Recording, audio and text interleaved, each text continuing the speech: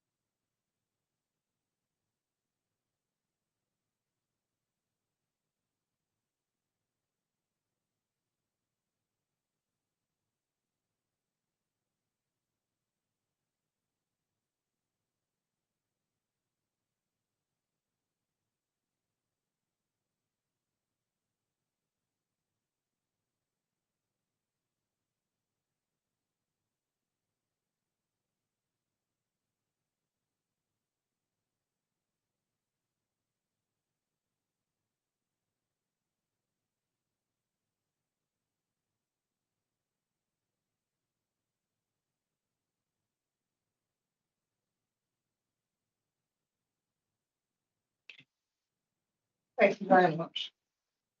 I have received points for answers from Councillor Idris and the lateness from Councillor Jansen. On item A2, declarations of interest, does anyone have a declaration to make? No, thank you. The minutes of the previous meeting have been circulated. Can I sign them as a correct record? Very much.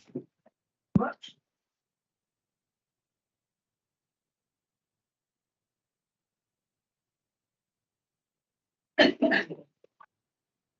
Okay, well, we have the first item is the final version of the revenue budget capital programme and council tax for the year beginning April 24.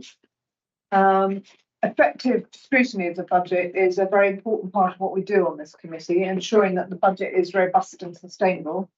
It is absolutely right that we dedicate a meeting to one meeting to looking at it. But I'd like to start by inviting the lead member for Finance, Customer Services and Net Zero, Councillor Balasites, and Lisa Taylor, the Director of Financial Management, and Lee. That's good to address the committee. I think you're particularly interested in, you've given us lots of your time over the last 6 months, for which thank you, both in meetings and in briefings.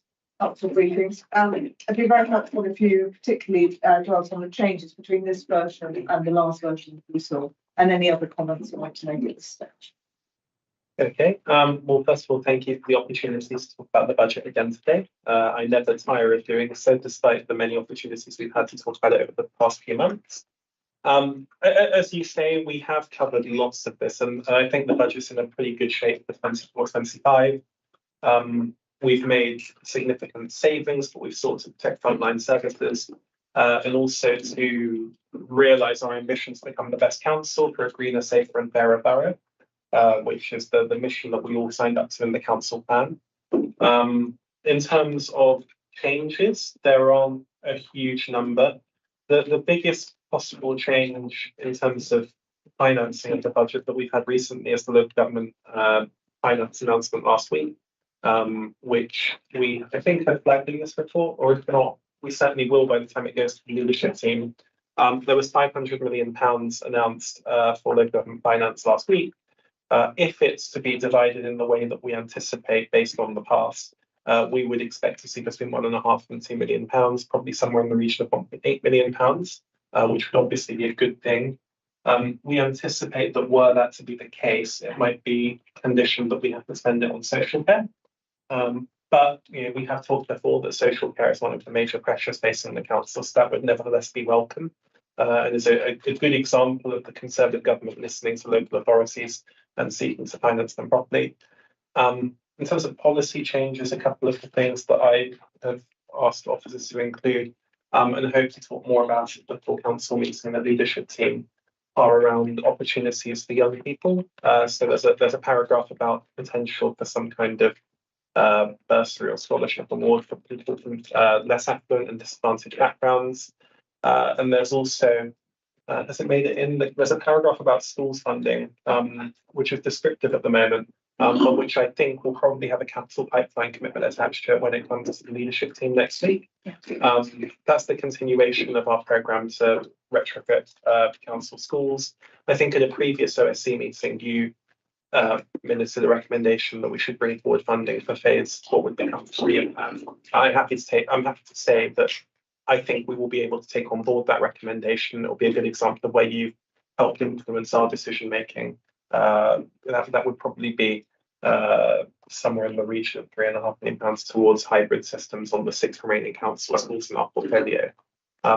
So hopefully that covers changes to the overall settlement and a couple of kind of bigger policy changes that may have happened since we last met. But generally speaking, the budget is as you recall it from the last time that we spoke.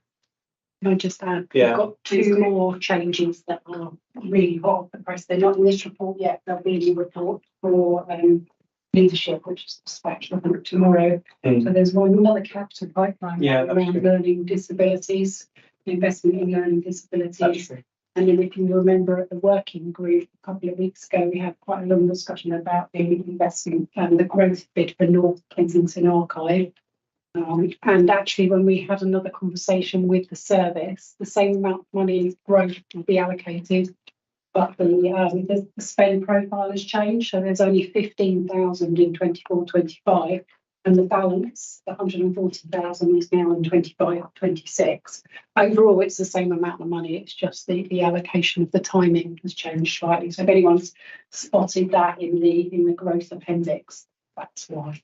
Do you want to give us just a little bit more of an idea what we're talking about with the learning disability service? That was a bit I think what you said, that was to do with Kingsbridge House partly. Right. There would be some funding in the capital pipeline that would go towards a potential acquisition, although I don't think there isn't a sufficiently advanced business case to bring it into the programme at this stage. And probably also the facility in St Helens that we talked about. Which again would be a significant financial commitment, but requires that sufficiently worked out business case before we include it in the programme as opposed to the pipeline. Are these for adults or children or both? Adults. Kingsbridge House is a long plotted plan, so it's nice to see that it's getting a bit closer to fruition. Okay, thank you very much for that. There's nothing else for me to add. Let me turn to the committee first. Who'd like to start? Fred. Thanks very much, Chair, and thanks very much to Johnny and officers for your work tonight. Forgive me for looking at my phone, but I did the prep online, so I'm not being rude. I'm looking at notes on my phone rather than on the main report. You're a zinc Candy Crush, well no. Yeah. So paragraph 10.8, this is where we're talking about the TA provision, and we've got some capital space. The first point I think it goes on beyond that slightly, but it's the capital expenditure you set aside for provision of TA, and we know that that's a huge problem facing the council in year. So what I'm just wanting some assurance about is, does it actually, is it 10.8? It's not on our. No, maybe the number has changed, which would be unfortunate. But let's say you. Is it 10.3? 10.3. I think it may be 10.3. Well, it is in, yes, it's certainly in 10.3. Okay. Okay. Well, wherever it is, in year 2, you've got £12 million capital allocated to temporary accommodation. So what I'm seeking assurances on is, does this add up? So if we're going to borrow £12 million, presumably we are going to borrow it. That'll be very nearly £500,000 a year on interest, and there'll be operating costs of whatever we and maintenance costs of whatever we buy, versus quite a big saving on hotels, because we've unfortunately got quite a few temporary accommodation residents in hotels at the moment and in other sorts of accommodation. So has that exercise been done to balance out, and can you provide that assurance? And then there's a supplementary on that in a moment. So,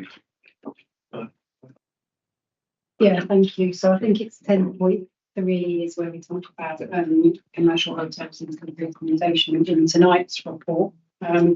So yes, we have done some work looking at what the cost, the capital investment will be, the cost of borrowing, the expected savings for temporary accommodation. Obviously, that's at a point in time and is based on a standard temporary accommodation unit. Some of them will vary depending on sizes and where the families are, etc. But based on average costs, that's what we think, and we think it does. We've worked it through. right, okay, so there's a saving. So the supplementary on that is that there's a key decision that was published last week. Madison Brook International, a proposal for a certain number of units. And can you say a little bit about that, the financing behind that, and maybe it's so deeply specialist in the housing department that we can't sort of plan, please. Yeah, I don't know the detail, but I can take it away to my head of finance. For housing. I saw it listed and I thought maybe that somebody would be able to tell me better, because it's quite a Sorry. significant item that was published last week on the key decisions list. Okay, well, I'll move on to my second question, which I hope is on paragraph 24.14, unless there's been a redundant since this it's building online. Oh yes, so there we go. So this is about the budget gap in 25-26, so the second year, and it's obviously still a very significant gap. And it talks here about transformation, or the need for transformational change and imaginative thinking. So my question really, actually, in many ways for Maxine, who's sat at the back, is what's the thinking on how to tackle this? Because the language in here is quite vague. 24.14.1, which is the sub paragraph, that's isn't that what we should be doing anyway? So If the chair's happy, I'm happy to answer that from the back row here. Do come and join us, Maxine, if you'd like. It's more comfortable. Yeah, well, I'll just answer this question briefly from here. I think at my last attendance here at Overview and Scrutiny, we were talking about the programme for 25-26, which is, I'm pleased to say, is well underway, and an offer to come back here to this committee and talk about it in more detail. But essentially, we're doing a programme of work across 5 themes, where we're looking at making sure that we profile our capital programme accurately, so that we're forecasting our capital budget very accurately, looking at the best way to use income across the different types of income that we get, some of which are restricted, and making sure that we're fully applying our restricted income, looking at kind of efficiency across the organisation, and that will include obviously looking at staffing and making sure that we're using staffing in the right places, focused on the right things. So each of those is at the moment in a phase of really kind of that data gathering and making sure that we've got all of the information and the comparators with other authorities. When we've got some further proposals, we'll of course be coming here and happy to talk about the best timing to do that. But we have started that work earlier than we normally do for the budget cycle, because of the size of it. And so your time, obviously, I'm going to ask about your timeline for that. Obviously, we have to have it ready for the 1st of April, because that's the new budget year. But your timeline for bringing something or having something ready to sort of present. So I guess our normal time. So this is for 25-26. Yeah. So our normal timeline would be kind of this time. Working with the budget working group, if you use that format next year. And coming here about this time, I'd be more than happy for us to come with Johnny's agreement to come a bit earlier to talk about some of the ideas that we're working on, so that the Scrutiny Committee's got a bit more time to input into what we're doing. I'm happy to do that. So anything is the answer. Absolutely. Will, have you got questions? Yes, And then I'll move I on. just wanted to come in back on the timing thing, because you've probably seen Maxine and they published what we're going to talk about next, the budget working group. We asked for this strategy transformations to be in place by March of this year. And it was deliberately a bit early because the implementation of various precursor work for any solid evidence of budget preparedness for next year, looking at the experience in schools, on street enforcement, adult social care, children's services, and so on. These things have always taken IT implementation. They've always taken longer than originally programmed.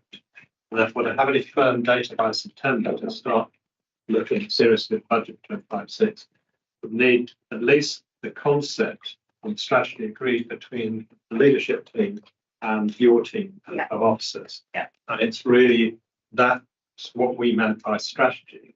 And that's what we feel needs to be in place by March of this year. And therefore, the question is, would you be able to come and talk to us as OSC / budget working group, around that sort of timescale before the end of this corporate year? So before the end of March. Yeah. Yes, certainly. I mean, it might be best to do with the budget working group, but I absolutely leave that in your hands. And we do have that. We've got those principles and those themes. So I think, which I think is the strategy, which we can talk you through. But they're sort of slightly headline at the moment. Flesh on the bones. Yeah. Yeah, absolutely. Thank you, Will. Any other questions before I move to anybody else as we're resting on you now? Okay, I think the other one I wanted to emphasise is that there's some very clever language with regard to describing that 25/6 as the we've made 8 million saving or something since last time. Maybe if adult social care get their money, we'll make another 9 million saving, and that will be wonderful to then have a 9 million left. But then very sort of in very short form in the next paragraph, it goes on to talk about things like temporary accommodation and other risks. Wearing another hat, I sit in the NHS and the governor, and they haven't decided what they're going to do yet. They've got enormous problems to do with discharge and looked at from their end, which may impinge on us. We haven't decided what to do about the SEN care for children, the policy level yet outside the council. Therefore, I think that the risks are being slightly optimistically placed with regard to the. I may be wrong. I'd be delighted to be totally wrong. But I think budget gap is actually been shown to be smaller than perhaps I would think balance of thinking. But it's very early days. I just think the risks on the upside are more than has been portrayed. Yeah, I should probably take the blame for that one because I'm always pushing off. You're not to be. Yeah, I'm probably more glass half full in general terms. I mean, obviously, one wants prudence in a moment of finance, and I try and show a balance. But you know, it is certainly possible that you could be right. We've laid out these risks because they are risks, and if they materialise, what we show here is the gap could grow significantly.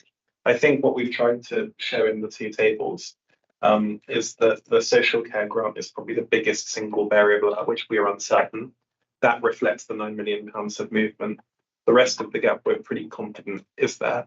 And then there is this suite of things that you could almost have 100 different tables. You could have a table that shows bullet points 1, 2, and 3, or 1, 2, 3, and 4. But on balance, I think what we're saying at the moment is that we're not certain. There is a judgment call to be made. It should certainly be uppermost in your minds when you scrutinise budgets over the next 12 months, and the picture could worsen in these ways.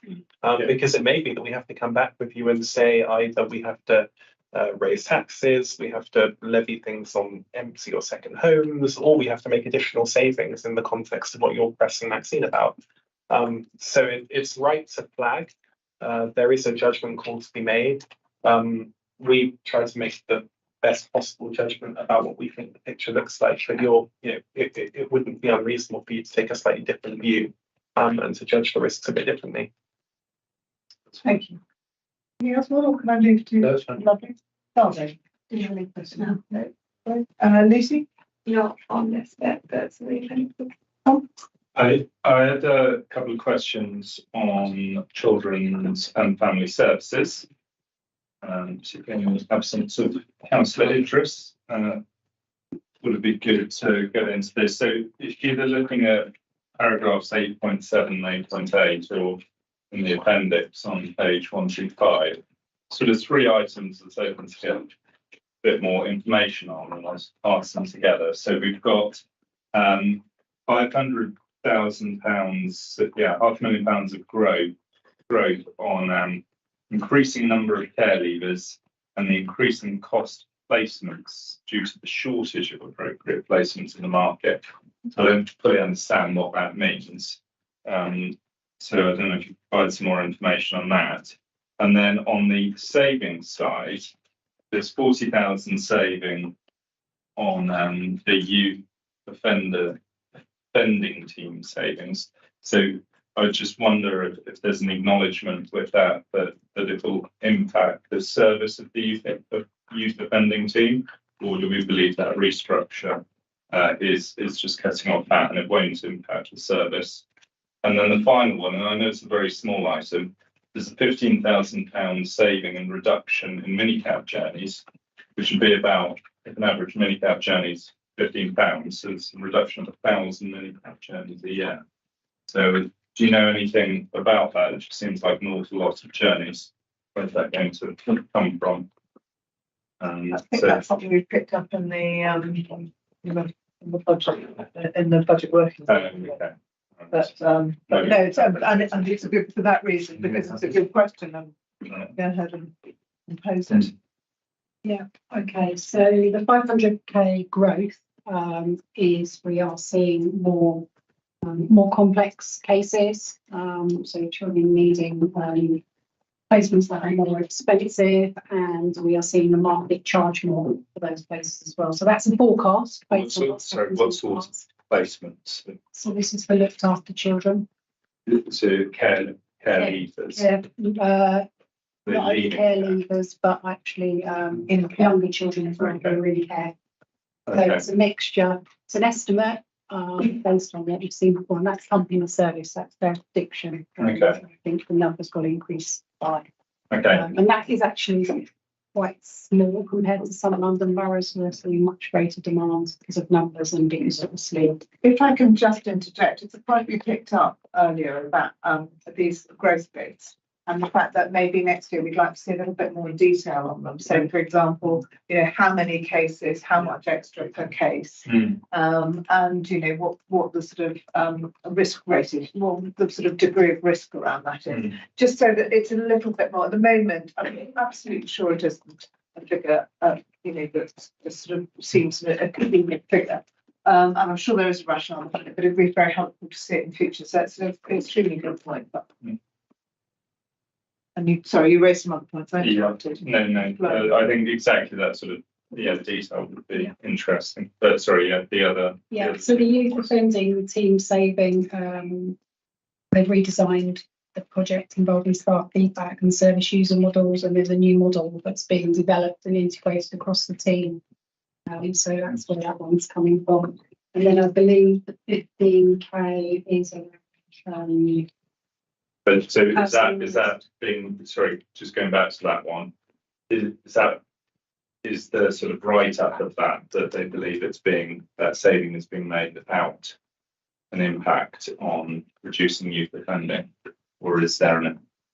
So it's got a positive EQIA, so I believe that they think they can do that without changing the service. Okay.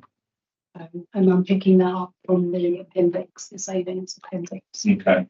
And then the taxes, I believe, is around personalised travel. So they've done a lot of work training young people to have personalised budgets and be responsible for their own travel. Obviously, that helps them not only in going to school, but so they grow up and go out into the wider world.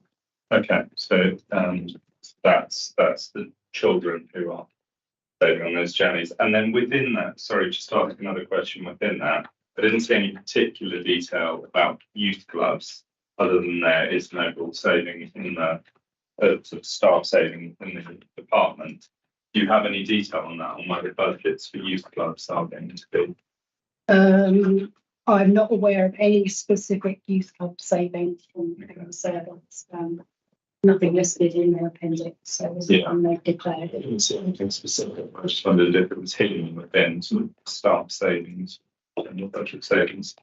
Okay, thank you. Thank you.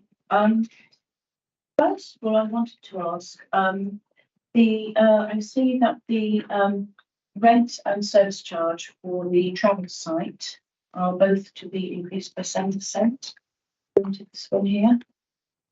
And I'm wondering, what support is there to be in place for those residents who have difficulty with that? Yeah, so the support packaging is the same as have been in the past. So there are a number of support packages for all of our tenants, and they can apply through the usual routes. So we've got council tax support schemes, and we've got other cost of living schemes that they can apply for. And what about the tenant support fund? I believe is still carrying on. They can apply for that as far as I'm aware. I mean, will traveller residents be able to access that? Because that's within the HRA. I really don't know the details of travellers. I don't know the details, sorry. Okay. We can take it away, and we've got the select committee on Thursday. Yes, that question there. Yeah, fantastic. Thank you. I wanted to also ask, or actually just flag up something on page 65, 11.2, where it states 23-24 was the 5th year of the Grenfell Recovery Programme. Now, I understand that is technically correct, but potentially it's borderline misleading when you consider what happened in 2020 and 2021 to the delivery of that programme. So I just wonder whether that needs to be a little bit clearer, because any external layperson would think, oh, there's been a 5-year Grenfell Recovery Programme, and actually there wasn't any recovery for 2 years in terms of delivery. So, for instance, the Grenfell Projects Fund, those projects, because of COVID, were not able to be delivered. We're in fact only in, I think, round 3. In fact, jointly round 2 and 3 of the Grenfell Projects Fund. So, this 11.2 would suggest to an uninitiated person that 5 years of Grenfell recovery has been delivered, and I'm concerned because that isn't really the case. So I just wanted to flag that one up. Thank you. What else? Yes. So in terms of the consultation, which I think is referred to on page 100.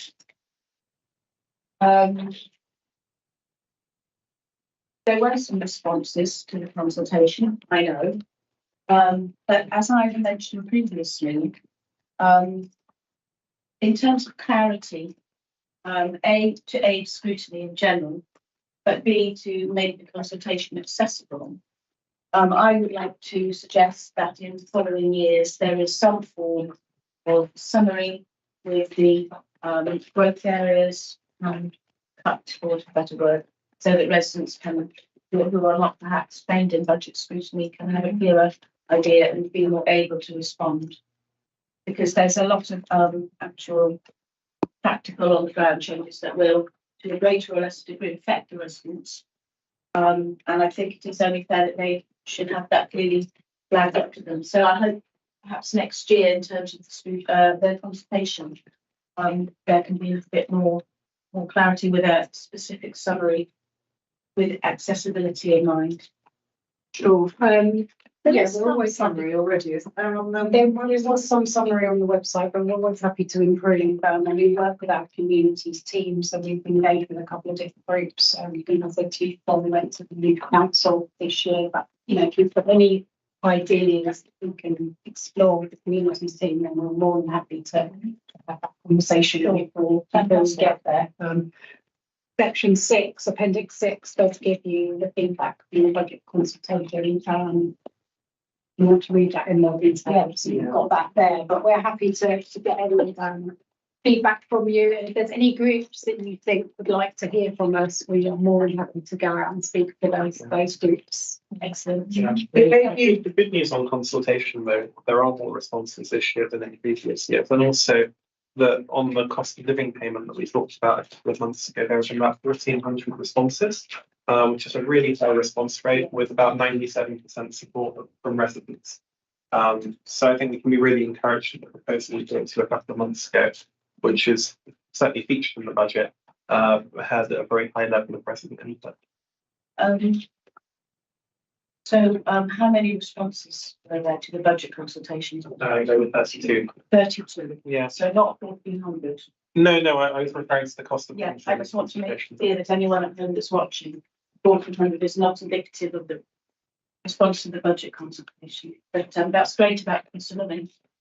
And it may be that we've asked for, which I know that Johnny and Lisa have agreed to next year, for a slightly more a report for each of the select committees, detailing in a bit more the sort of growth and that exercise itself may help to feed into the public consultation. It can be recycled or repurposed. I always like to think of everything having at least 2 lives and 2 uses, but I think that will help us, and it may well help. And we also asked for it to be earlier in the year as well, when in time, the autumn, not at the end of the autumn, at the beginning of the autumn, because it informs the subject. Thank you. So, can I move on to Portia? Yeah. Initially, I wanted to take this question to but maybe I should raise it now and then we can move on to adult and social care. So it's 7.7, page 58. And it says the public health grant is used to fund a range of statutory services such as the NHS, health check, sexual health services, substance misuse services. Now, I'm thinking if we do not have any form of sexual health clinics in the north of the borough, how are we aiming to reduce the health inequalities in our borough? How is this money going to be used for North Kensington residents to have access to such a service? I know we've got it in the south, but then ours in the north have been closed. So is it going to be used from GP surgeries, or is St. Mary's going to get some of this grant money? This is something that will be very interesting, considering that the very long that I could take. So is it something that... Sorry, it's probably a question for our Director of Public Health, Emily. So Yeah. could we take that one away? Because that's way too detailed for us to know. what But it's a good question, because it would be good to have that kind of provision in the north of the borough. I don't know whether it's in our control, but we could have. I mean, I don't know that we don't. I don't. No, we think we don't. only have one down at Chelsea. Yes, West. that's We've what I got Shell West, had yeah. said to Portia beforehand, but yeah, I wasn't certain. But no, it's a good question. So one for Lucy. to Yeah, take on Lucy. board and me. Okay, I've got one question, if everyone else is finished, and that is, we've got an extra 1.8 million, potentially, we think, coming to us for probably to be ring fenced for adult social care. I mean, how do we deal with that? We can't, it's hard to kind of to finesse that one away, in the sense that we've already staked our budget for adult social care, so we have to very clearly add to that. Can we find ways of investing to save that money, rather than artificially inflating the budget this year and then have the money taken away next year? I mean, that's my concern about these late extra grants. Yeah, so what we're doing at the moment is we're obviously waiting for confirmation on that money. We're waiting for any grant conditions as well, because it is very loose at the moment.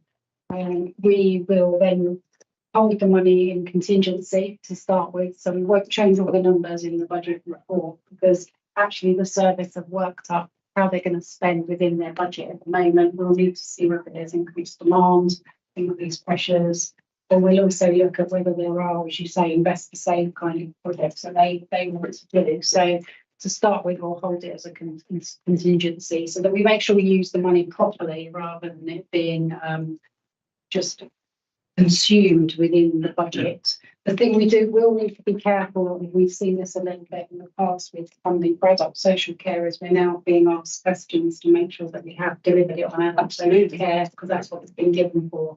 So we need to do that robust review before we give that contingency money out to adults or children's. And we will feed that back into the quarterly monitoring reports as we go through the year. So leadership team and reserves have got sight of how we are allocating that monies out. So there's Do you think we can use it transparency. without overspending? I know that every local authority's got an overspend on expenses to look after children. Is that right? Is there some kind of ongoing deficit there? So at the moment, when we came to you at Q2, we're just finishing the 43 monitoring at the moment. We've actually got balanced budgets for both children's and adult social care. But as we were talking about earlier, the demands for services can change quite quickly. You only need one very expensive Cost. Yeah, absolutely. One or two cases, and suddenly you can spend probably £500,000 quite quickly. Okay, thank you very much. That was my final question. Sorry, You first, but just. I want to second round of questions. Sorry, no, just one I forgot to mention, and it may have been called out in the main report, so I didn't see it, but I noticed in the appendix that a number of departments has a significant saving on employers' pension contributions. Is that to do with the sort of good performance of the pension fund? Yes, it's to do with the exceptional performance of that committee. And we should thank all of the members, particularly. We can only do it every sort of couple of 3 years, years. every 3 years. Yeah, That's a substantial saving to make across. yeah, it's all departments. I mean, We're very lucky. it's the biggest single saving. Lucy. Sorry if you've asked this before, but I don't think I have asked them. Just going to 6.53, where it's very understanding social care. There's approximately 196 per unit difference in what local authority pay compared to the other stuff provided a handout contract. Or exiting the market due to rising costs, just in terms of how we're addressing this. And some understanding would be useful. And then below the 6.61, where it talks about how the ICB are planning to review and reduce their overheads by 30 to 40%, which is a significant risk to the investment in local partnerships, just understanding if we have any idea of where they're planning to reduce those overheads. Okay, so 6.5.3, yes, there is a real issue, and I think this is what some of this money that we're receiving will hopefully address. Yes, that would help. Hopefully that will help to alleviate some of those problems. I think the ICB is still working through what it's doing around their savings and things, so I don't know the details at this stage. That will come through. Yeah, okay. I assume they kind of keep you up to date on that, so you can. Yeah, so there are regular conversations with them. Right, I'm anxious. Darbo. Thank you, Joe. With 64.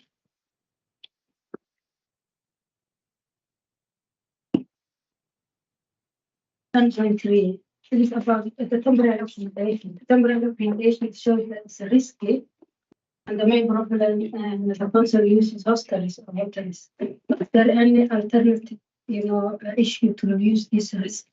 Well, we do a lot of work in terms of homelessness prevention. So obviously the best outcome from all of this would be reduced homelessness. I think we do some pretty good work. I think we were third in London. Obviously we'd love to be first, and then we mustn't rest on our laurels, but I think that's a signal that we're performing reasonably well in terms of homelessness prevention.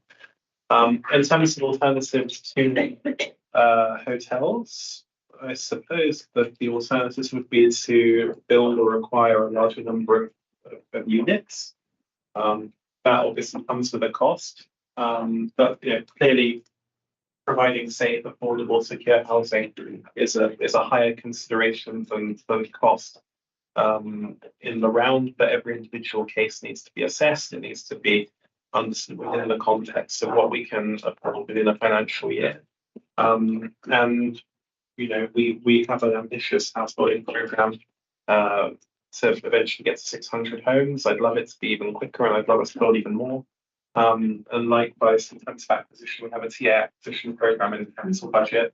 Again, I suppose in the abstract, I would love for it to be a larger program, but we seek to make the available funding go as far as possible to address the pressure. So those are some of the things that I think we can say in relation to homelessness.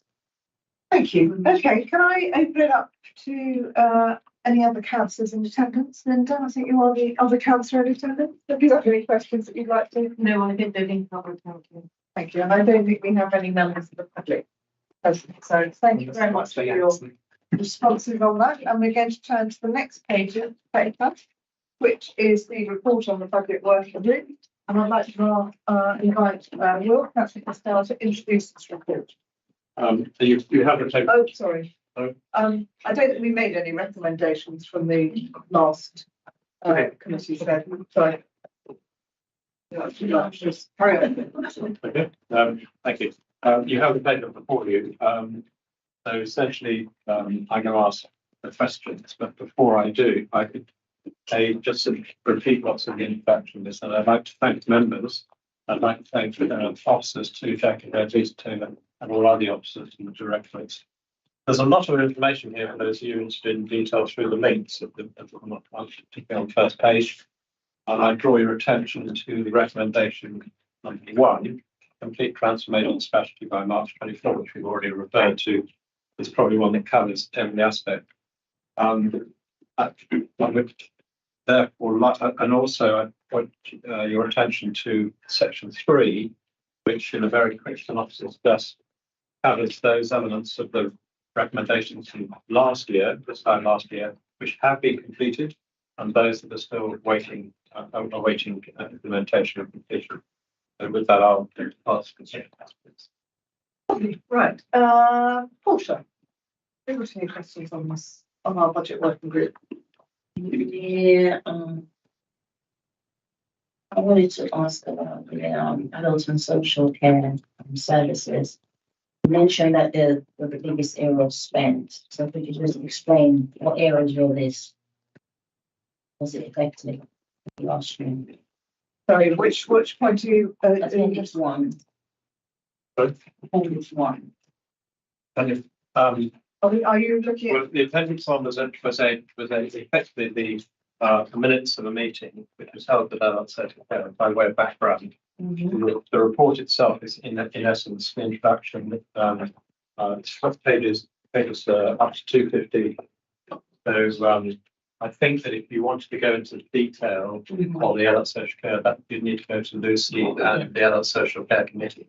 Because what we were trying to do is extract, in effect, the budget working group visited adult social care, asked them to consider the budget and to come up with recommendations. And therefore, the recommendations that are these sort of towards the end of the list on the page 214 onwards are from the adult social care committee. So really, I'm here to address the recommendations, not the work of the adult social care committee. So, Yeah, I think no, that was it. Sorry. Do you want me to?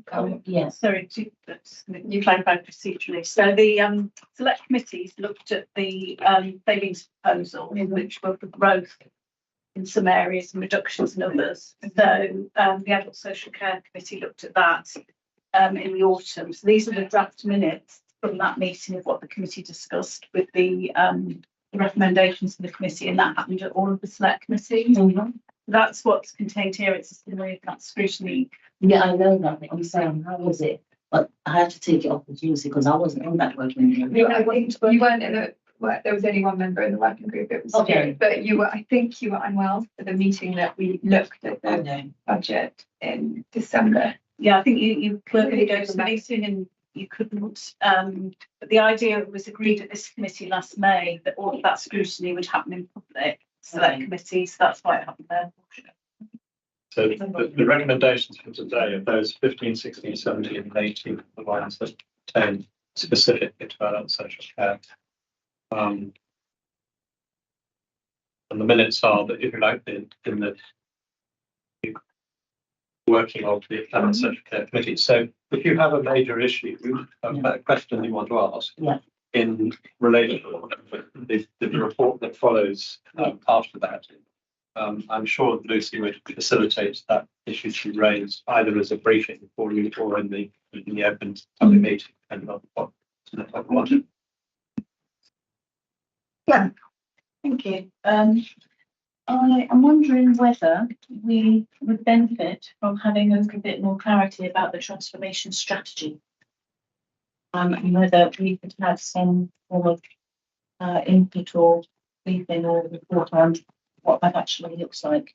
Well, That's what Will was talking Yes. earlier. in the previous item in this meeting, I asked Maxine to clarify whether she'd be in a position before the end of the year, All right, yeah. preferably before March, because we all know that there's been work going on in the officer corps and the leadership team, and between them, to come up with the strategy and then the implementation. The And strategy, that's recommendation one.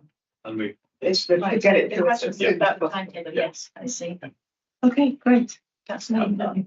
And did you want to raise an issue about the? Well, while we're talking about timetables. Yeah.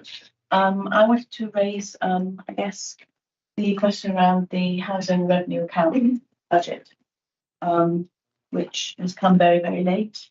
And it would be really good to be able to align that with the timetabling of the other business areas. And it's not, is it? I'm not sure if it is a recommendation. it's in under 2.3. Yes. We've identified it as a general procedural arrangement, Yeah. not one of the issues perhaps for the leadership team to respond to.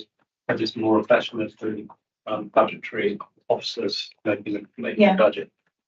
So I think, to be fair to Lisa, we'd like to break this down into two parts. One part is there a difficulty in preparing it in your when you come to crunching the numbers to budget as such, or is it a question of the information coming from the housing directorate? Yeah, so we did try to align them for 24-25. And it has been very difficult. You know, there's been a lot going on in the housing revenue account. There's been a lot of things to explore. So we do have a specific team, the finance team, that works with the housing department to get the information. And just we have not been able to go quick enough really between us. We do struggle sometimes to get all of the data, but there is a lot going on. So I don't think it's nobody's fault as such. It is just a lot of information that needs to be worked through. We've come a couple of times to the Housing Select Committee, and we're back again on Thursday of this week. But we will try again for 25-26 to align them. It is good practice. They are aligned. I think the steps we have made for 24-25 is we've split the HRA budget out in the revenue budget. If you remember, 23-24, they were in one paper. Of course, then you didn't see the fact that they may not be aligned. So I think the fact that two papers is actually better. It's better practice because you get a more detailed paper for the HRA and you can have that opportunity, but recognise we do need to get them on the same parallel tracks. Well, I think that to support and reinforce this question, when I think about the difficulties that people like Sarah Newman and Bernie Flaherty have with dealing with the NHS and government and the lack of information on not only how much the money is going to be, but actually in some of the children's areas, whether they're going to support SEN delivery in schools, particularly for less than acute. And, you know, when you have that series of difficulties in each of the business stream areas, and yet they come up with a pretty robust and assiduous and when Bernie Flaherty was presenting, she was saying, well, part of the difficulty we have is that we've been doing transformations for years, and we regard this as just normal good practice, and we still produce the budget on time. So if there is a particular technical reason why HRA can't be aligned and why it is not aligned in other local authorities as well in terms of timing, then we need to know Scrutiny and appreciate and understand it. Because then if that's the case, fair enough. But if there isn't a real reason, then I think the question has to be asked very strongly by OSC, budget working group, and through SC as to why can't it be aligned? And it should have been aligned this year. We were told it was going to be. We were told we were going to get it in November, that's across all the parts of Scrutiny. We would have been told that. And then it didn't happen. And then it hasn't happened until today. Basically, we got the paper. So this is a repeat of last year. Okay, that's a very good point. It's in the findings, which I will definitely bring to the leadership team's attention when I go to the meeting. So it's not only a recommendation, but it is in the findings. And then I hope that between the budget working group and your committee, in the next year, we'll start asking very early on Yeah. how progress is going and what the impediments are to it. Because, I'm sure there are some good reasons for it, but, surely as a robust organisation, we ought to be able to get our budgets done on time and subject to public scrutiny. So I totally agree. Yeah, thank you very much. On Thursday, at the select committee, this is a matter which I would like to have squared away, that we have some cast iron plans in place for next year. But I'm raising it tonight as well because, as we've heard, the committee also feel the same. Okay, Tom. Thanks, Mary. My questions plugs into the whole transformation piece, but specifically about the IT and the number of different IT transformation projects we've got going on at the moment, from the CRM to the ERP to the website. And since there's a couple of elements within that. One, how are we ensuring all those different elements are aligned to the extent they can be, and we can derive value from that. And secondly, there's a point, I think, a recommendation I raised before in Environment Scrutiny Committee, but major IT transformation projects, as we know from our own experience and other councils' experience, are big opportunities to lose lots of money where they go wrong, and also lots of great transformation when they go right. Are we getting in the right resource to ensure all the planning is done properly? And obviously, we don't want to spend all our money on consultants, but when you're going through a major IT transformation, you wouldn't expect you have day-to-day staff who could handle all of that. Why are they day-to-day staff? Because we're not doing transformations the entire time. So sort of double question on that. That's a question. I'm not sure. I mean, are you suggesting we need to amend the budget working group report, which is what we're discussing now? No, sorry, I should be specific. I'm referring to an appendix 2, which is the previous budget working group recommendations from November, and item 3, which is still an outstanding item, is around the alignment of information management and IT implementation with council strategy. I think it fits into that. It's definitely in the report. It was the area I went into detail last year, and I'd agree with you that we haven't had sufficient assurance this year that it's been sufficiently fast, rapidly progressed. Yeah. And therefore, if I was doing a risk register on this, I would say that was definitely a risk flag, especially since having the scars of at least 2 or 3 previous IT implementations within this council. So we need another update on that outside of this. Well, I think that not just on that one, but maybe we should have written section 3 of the budget working group recommendations, section 3, slightly more openly, because it's done by reference as to which numbers of the appendix 2 have been done and which haven't in the second half one. Certainly, maybe we could give this to Jackie to give us a mechanism by which to follow up on previous year's recommendations. Yeah, because I think it does say that item is still. Just to say 3.3, it should have been clearer, so I'll take responsibility for that. I'll get an update for this committee on recommendations from last year's budget.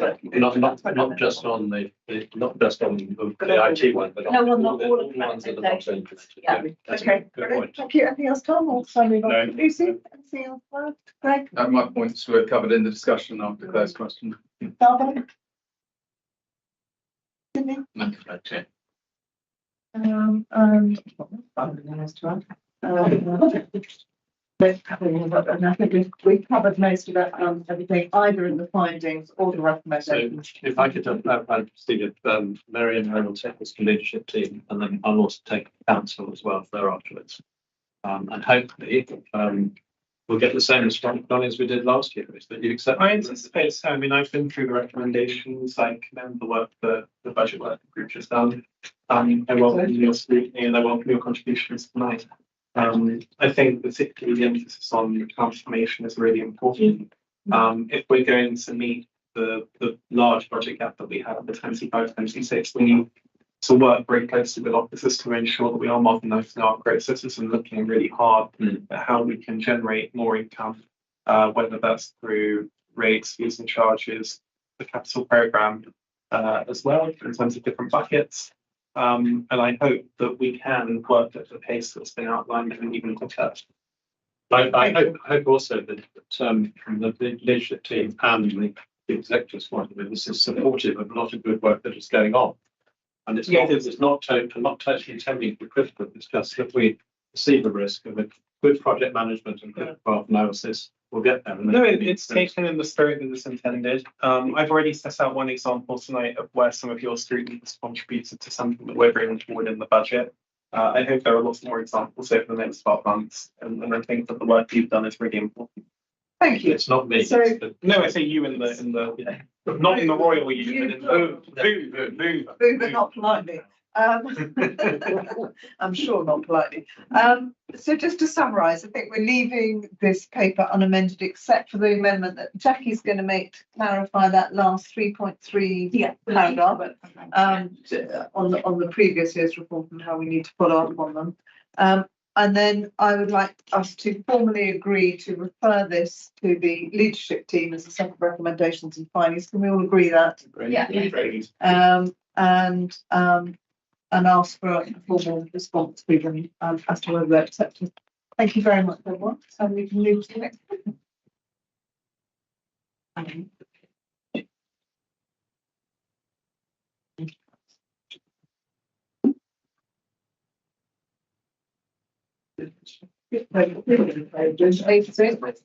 Mr. Paul Cran completes the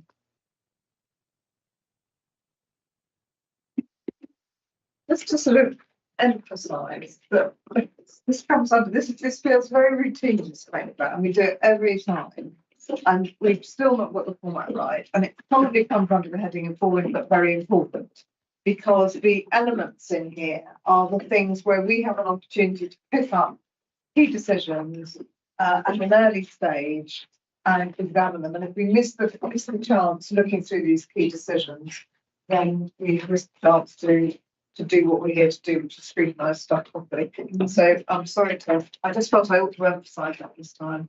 Could I ask a question, a sort of generic question? Is there, we have a new office programme management. Is this something that office can help us with? Because part of the purpose of office programme management is to make sure that projects are actually happening on a definite timescale once they've been sorted out. So things go on the key decision list, and then sometimes stick there for a long time. They're not really on the active programme. They're sort of intended to do rather than action. And whether there's some lessons that can be learnt in terms of aligning what's happening in reality with. What do you think, Jackie? I'll speak to them and see if that would come within the remit to work with the service directorates to help them with that project. If they could, they could do some of the work that you've been suffering from in terms of trying to align the data with what's happening. Yeah, let's start going through them. Obviously, some of these have been scrutinised or don't need scrutinising. I'm not suggesting we trip on everyone. Sorry, can I just say something on that previous point? Please. I'm just wondering, have we been clear about what we need in this, in terms of format? Because one of the things that I think we need to be very clear on is what we're looking at here is pre-decisions still and what's ongoing and what the likely time frame is. And the due date to leadership is one helpful guidance. But where they're not all going to leadership, the date that the key decision is published gives a time frame on that. But beyond that, it's ethereal almost. Yeah. And it would be really helpful if there could be another column that maybe just told us the status or the likely time frame.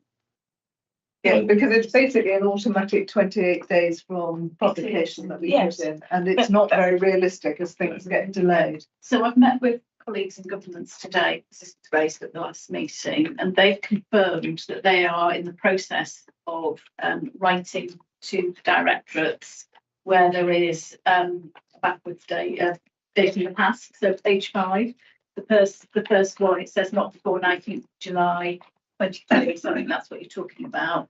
So they're writing out to people to say, can we have a date when you think this decision will be taken? That's the current best guess. Yes. As So opposed to- if we've got some 2023 dates, and if that is passed, because that's obviously the earliest. Once that deadline is, or that date is gone, beyond that, we don't really have an idea of timeframe. I think that's right, what and that's what makes Jackie's trying it to. difficult for you, as a scrutiny chair, when to programme something in. That makes sense. Good. Fantastic. Okay, well, Thank that's- you. Can I say, half the people said is that I think that we could find a place in the council where it is being done anyway, and it can be fed to you, Jack. We wouldn't be asking you to do more work. So I'm conscious of the fact this subject has taken up an awful lot of your time. It's not really more work for me. It's more work for the colleagues to keep their Keep on top of it. information up to date. Although, surely someone within each directorate has a handle on their. I think so. Decision strategy, but Yeah, I think so. one would hope that they could take on the burden. Right, so is everyone happy for me to call through the pages? Sorry, did you want to say something? No, I didn't, it's page 7. Shall I call through the pages till we get to page Okay, 7? okay. Is that all right? Just in case there's anything in pages 1 Yeah. to 6. Okay, page 1, and do stop me. 2. I know you've all looked at them already. 3. Yes, the housing strategy. I think there's a consultation on that in January and Feb. So I know that keep an eye on the outcomes. Is there any, when you say you want to keep an eye on the outcomes, do you want the outcomes to come to your committee, or what are you asking for? Yeah? A report on the outcomes of the consultation? I think a report to me, to the members, but I don't know if it needs to be added onto the programme as such to the meetings. You want a briefing So first? you need to know what's happening. Yeah. And then you'll know if you want it in the meeting. Yeah. Perfect. Okay, thank you very much. Page 4. Yeah, that's just the cemetery strategy. Actually don't know how much money we spend on that. Checks in the budget, but some more information on that would be great, and then I can decide whether it's something that should be on the ESC plan. Is there anything else on page 4? Page 5. And finally, 6. Yeah, Lucy. I don't know when comment is. Do you know when that's happening? Yeah, Portia has been in touch also about this. I think spoke you in, spoke to you. So I've been in touch with colleagues. So they're going to put the service out to tender, and the decision would be taken later this year. So I can get some more information. I can ask them to come back to you. I know this has been to Yeah, the it came it's up been together. November briefing, so I went to it. But I'll ask them to come Yeah. back. So Just to be kept up to date. Yeah. So that's your point. No, there's another go one. on. That was, I raised it with Jackie and what I wanted to, on page 7, built on belief, I would just like to know, if the extension has been granted and when, or if it's gonna come out of the public funds, the public health grant, because that is drug and alcohol misuse service. So there's a request for it to be extended. I'd just like to know as and when. we'll find out. Thank you. Yes, that's a bit odd, the phrasing there. The extension for a year until 31st of March 24. So Yeah. presumably that was done back in 2023 then. I'm not sure that's necessarily a very accurate description of what it is. I'm backwards. It leads like two things in one, doesn't it? Yeah, But so they'll get it till March, and then the second bit is about 26, and might be in the second. We'll ask them to clarify. And some words missed out, but there we go. So that was page 7, unless anyone's got anything else on it. 8. On 8, I don't know if it falls in OSC or ESC, the PSPO for Earls Court, Public Space Protection Audit, this is a public realm, but it's also safety. But I think, more information on that and both the details of it and whether there's resource allocated to it as well. And I don't know whether that should go to It would, ESC or OSC. I don't know what you're saying. it would be this committee, and it was thought, it was referred to at the last meeting with the Earls Court Council for Action. Yeah. When Stuart Priestley came, and it was agreed that, from memory in the minutes, that the committee would get a report, I think in a year's time, setting out what's been achieved. Mary's probably had one in her ward, you know, it worked. And it was agreed this committee would get like a future report on it. But each PSPO is different because it covers different malfeasances, essentially, to obviously tailored to the local area. And I think we were fully supportive of the concept of this, so probably don't need to see the key decision. Yeah. But what we did want to see was an outcome report in a year's time. Yeah. Makes sense. You know, we're also asking, worth asking the team as well, any update. In the meantime, it's useful. But I understand there has been some movement on it. Okay, page 9. I'm saying, Sorry, Linda. Yes, I think that what would be useful to see is what is actually the monitoring guidelines as to whether or not it's a success. And that hasn't been forthcoming. So if you don't have a report, you need to know what you're going to assess the success. Well, we could just ask the question, can't we, about the monitoring Yeah, arrangements that's and circulate that. Yeah. Thank you. Sorry. Just a very quick sort of query, if you like, on page 8, public health BCS investment. Now, I understand that's going to adult social care and health. The key decision is for pre-scrutiny. Yes. And I'm just wondering, at the end of that description, it's talking about the Environment Communities Directorate. And I'm wondering if I'm correct in understanding that those have now been separated. They have, yes. So communities has now gone. It's a house. No, communities is now in the corporate. Well, I know with Maxine. Yeah, sorry, let me just clarify that. Yes, so the communities panel has moved to join Grandfather Partnership. So Grandfather Partnerships for communities under Karen Wilson. So this key decision announcement has been overtaken by events. Yes. May I sort of ask or suggest, it would be really helpful for councillors, I'm sure, in general, if they could be kept abreast of restructuring, so that they at least know who they should be addressing things to. A point I have made myself only recently. Thank you. Yes, I think it's difficult for and you know we had an email today from the news, which was great, but it's quite first I knew of it. If we don't sit in that track committee, it's very hard to know who's in charge and who's doing what, and it would be really helpful. I totally agree. Okay, that was page 8. Moving on to page 9. 10. Can I raise a point on 10? Yeah. I think it'd be good to find out when we can have an update on the developing new model targeted speech related to children with speech language needs. There's been a pilot and this KD's doing the extension. It'd be useful to have some feedback. KD hasn't been taking it, has it? No, I have got an update on that because I was asked about it. So there is a pilot, you're absolutely right. It's a working group and we are liaising with colleagues in Family and Children's Services to find out when the select committee could have an update on that. But I think you raised it at the last meeting. Yeah, we did. That's right. Yeah. It's like raising it again. No, thank you. Fine. 11. 12. 13. Yeah, I was just having one question on the fire door. Just a bit concerned by the date. Is it not till March 2023? What's the recent one draft last data point? We've had more about it. I'm not sure if it goes through to housing, but in this case, I don't know if we've seen anything like say There's been a big report to Housing and Communities Select Committee about fire laws. We could circulate that too. I think if summary might be enough, because if it's already being scrutinised there, which means we can send you the information. Thank you. Yeah.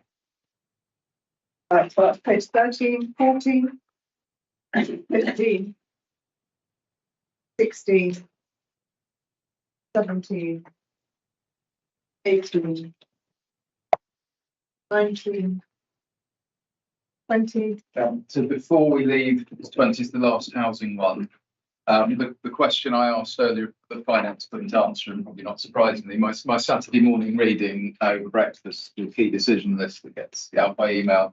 So it's the Madison Brook International. I don't know if we should be scrutinising or not, but what it says is seeking authorization to enter into a 3-year agreement with Madison Brook International for provision of securing 25 private sector accommodation to discharge council's homeless security. MBI are offering property management services with associated lease arrangement to let properties to the council's homeless applicants. So I don't actually really know what that is. I mean, I can guess, but I'd like some more information and whether we should scrutinise it or not. Jackie, it might help. I've got that notification. That came out with the paper. Yes, of course. So, Yeah. So we'll ask colleagues to provide information. is it something we should be scrutinising, or is it really routine? But you've got the reference number. I've got all of that. So Okay, so I'm quite interested to find out a bit more about it before we decide to scrutinise it. we might be able to ask officers, because you're meeting next week, to the select committee could ask if they could provide an update. Yeah, if they're given some pre-warning, That so will don't have want to hit them with to it. tomorrow. Yeah. It won't be a written update, but just to say that it's been raised. Yeah, we could do an AOB on it next week. Or Yeah. Great, thank you. 21. 22. 23. 24. And 25. Okay. So you've raised a number of things there, all of which have been listed and noted. And now we have our work programme. You've got the recommendations. I think it's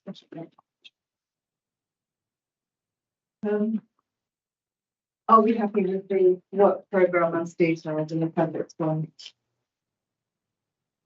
Okay, so the future, our future meetings. And we think there's anything missing and we'll squeeze it. Or the anything in the spirit. We've got quite a meeting next time. And for the remaining meetings. Good. Okay, very much. There are no other items to be raised under any of the declare the meeting closed, and thank you very much. And then the